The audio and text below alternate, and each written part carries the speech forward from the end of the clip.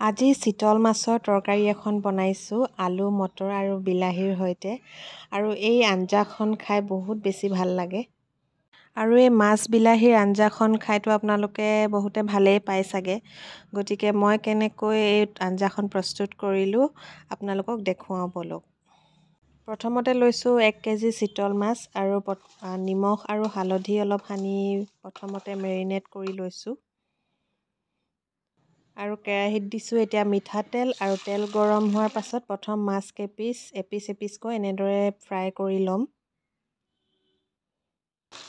একেবাৰে ফুল ফ্ৰাই নকৰিলেও হ'ব, অকণমান ৰঙচুৱা হোৱালৈকে ফ্ৰাই কৰিলেই হ'ল। এয়া দেখিছে আমাৰ ফ্ৰাই কৰি মেলি হৈ গ'ল। এতিয়া মাছ কেইপিচ উলিয়াই লৈছোঁ।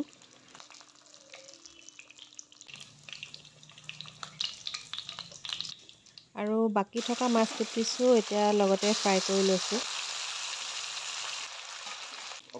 আৰু এইখিনিও ফ্ৰাই কৰি মেলি হৈ গ'ল। এতিয়া তেলত দিছোঁ পিঁয়াজ, দুটা দিছোঁ কেঁচা জলকীয়া, দুটা শুকান জলকীয়া দিছোঁ, দুখিলা তেজপাত, আদা নহৰুৰ পেষ্ট অলপ সৰহকৈ দিছোঁ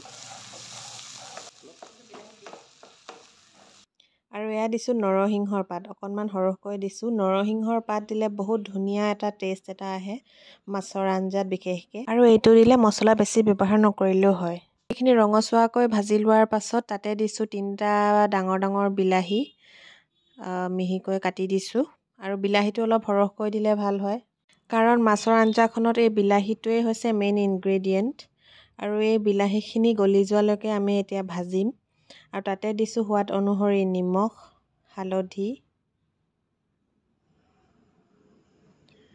অলপ দিছোঁ কাশ্মীৰী মিৰ্চ, অকণমান দিছোঁ গৰম মছলা আৰু এইখিনি বিলাহীখিনি এতিয়া গলি যোৱালৈকে অলপ সময় ভাজি থাকিম। তাৰ কাৰণে ঢাকনি মাৰি দিছোঁ যাতে ভালকৈ গলি যায় আৰু বিলাহীখিনি গলিছেগৈ আৰু এতিয়া তাতে দি দিম আলু। আলুটো অপশ্যনেল হয়, আলু দিলে গ্ৰেভিটো অলপ ডাঠ হয়, তো সেইটো কাৰণে আলুটো ব্যৱহাৰ কৰিছোঁ, নাইবা আলু ব্যৱহাৰ নকৰিলেও হয়, অকল মাছ বিলাহী আৰু মটৰ বনালেও হয়।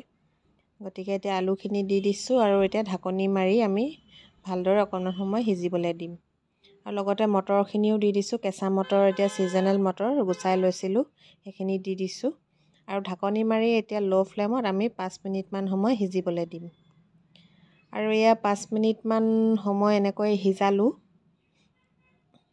তাতে এতিয়া মই ব্যৱহাৰ কৰিম উতলা গৰম পানী।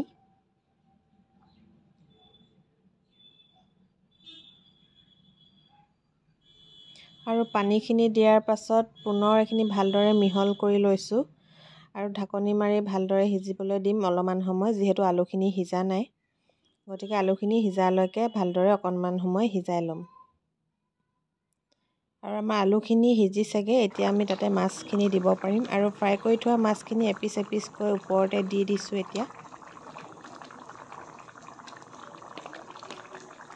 আৰু এইখিনি পুনৰ ঢাকনি মাৰি এতিয়া 5 মিনিটমান সময় সিজালেই হ'ল আৰু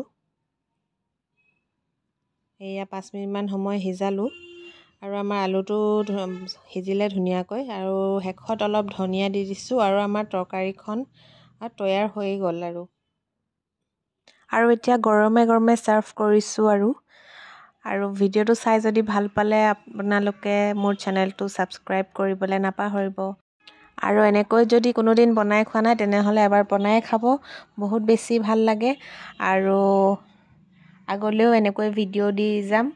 আজিলৈ আহোঁ তেনেহ'লে, বাই।